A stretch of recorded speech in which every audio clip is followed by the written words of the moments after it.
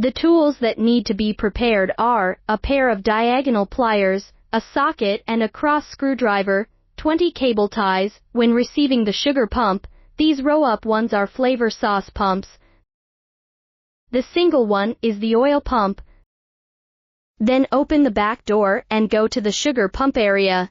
Use diagonal pliers to cut the wire tie that binds the original pump, then distinguish the sugar pump corresponding to each terminal.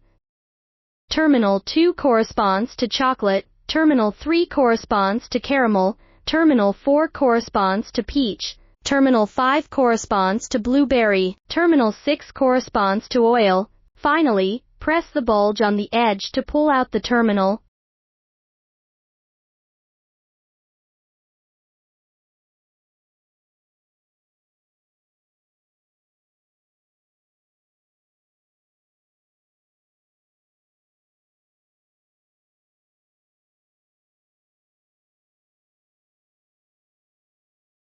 Next, use a cross screwdriver to remove the pipe clamp.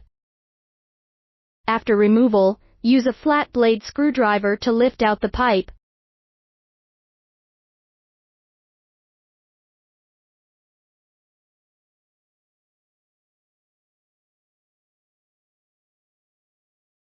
Finally, use a cable tie to bend the pipe and tie it up to prevent syrup from leaking.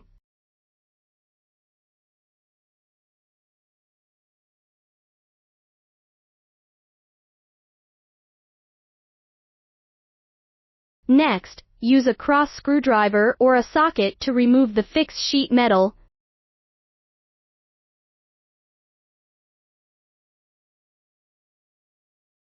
Remove the entire flavor pump with the sheet metal. Note that there is also a temperature detection module.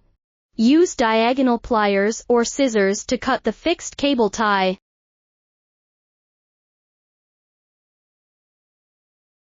Finally, use a Phillips screwdriver to remove the fixing screws of the oil pump.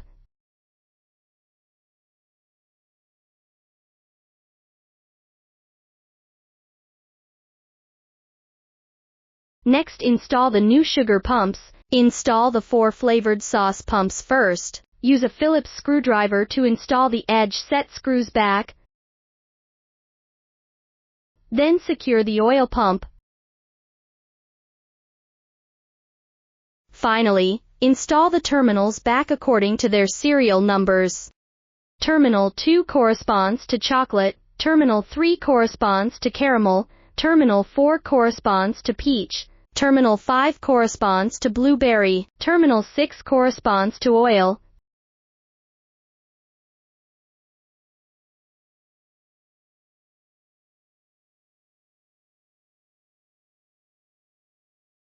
Tidy up the lines when finished.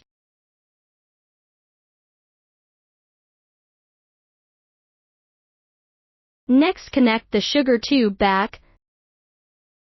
The pipe in the direction of the sugar bucket is in. Connect it to the right or lower connector. The default sugar pump connector is facing away from the installer, so the input to the pump is on the right, its output is on the left. Finally, install the pipe back. Use pipe clamps to secure the pipe, and use cable ties for additional reinforcement.